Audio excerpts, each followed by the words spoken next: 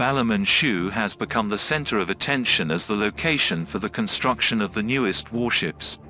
This area was chosen not only because of its natural beauty, but also because of its strategic access to the sea and adequate supporting infrastructure.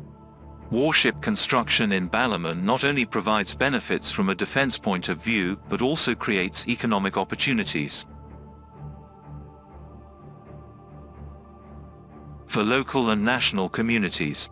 This includes job creation, local industrial growth and increased local revenues related to the increase in the defense budget for FY 2024 by the Senate led by the previous Senate, Juan Miguel Zubiri.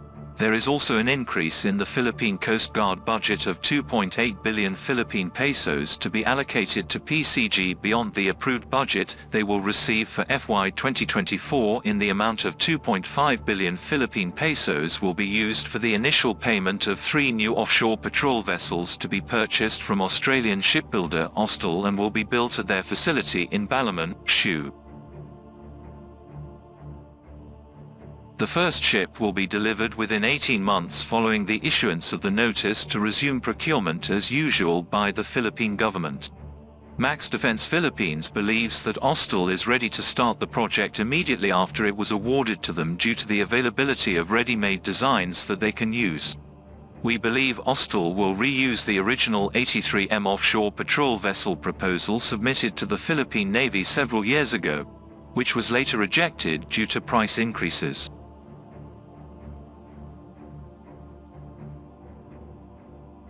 The design is now marketed by Ostel, designed by eliminating Navy-specific weapons and sensing systems such as 76mm and 30mm guns and surface air search radar and replacing them with more Coast Guard-specific systems. Based on our calculations, 2.5 billion Philippine pesos is enough for an initial payment of 15% for 3 ships, which we estimate will cost a total of less than 17 billion Philippine pesos. This is a good start for the Philippine Coast Guard to build a larger fleet of ships, preferably locally made, and increase its numbers to meet its targets. It is worth noting that one of the Australian shipbuilders based in Australia was supposed to deliver offshore patrol vessels built at its shipyard in Balmain, but design in the Philippines was discouraged after costs increased due to inflation and increases in the cost of shipbuilding materials. Armed Forces of the Philippines. Despite the efforts, modernization is now at Horizon 3, where various projects are being planned or in the process of being realized, one of which belongs to the Philippine Navy, which wants to acquire a platform capable of being a deterrent such as a submarine, and ships that will replace some old World War II era vessels such as the OPV Beach Off-Road Patrol vessel whose program calls for at least 6 units. Now, the offshore patrol boat plans were recently better known in the mainstream media when the Minister of National Defense Mr. Delin Lorenzana surprisingly revealed that the Philippine Navy will conduct many operations based on that perspective alone. This first announcement comes with both enthusiasm and trepidation in the sense that while it may mean more pride for Filipino workers at the shipyards where they will build operations for the country and its national interests, perhaps so too, but the Defense Department's desire to carry out this project is still a good thing considering that this is one of the plans that the Philippine Navy must prioritize, thereby determining patrols.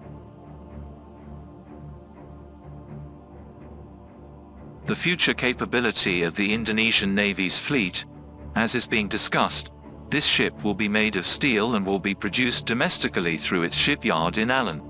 See if this happens. The supplier's role referred to on the website will not only be limited to the role of maritime patrol, such as anti-piracy and anti-smuggling operations in areas such as Sulu or high seas interdiction in areas such as the Philippines.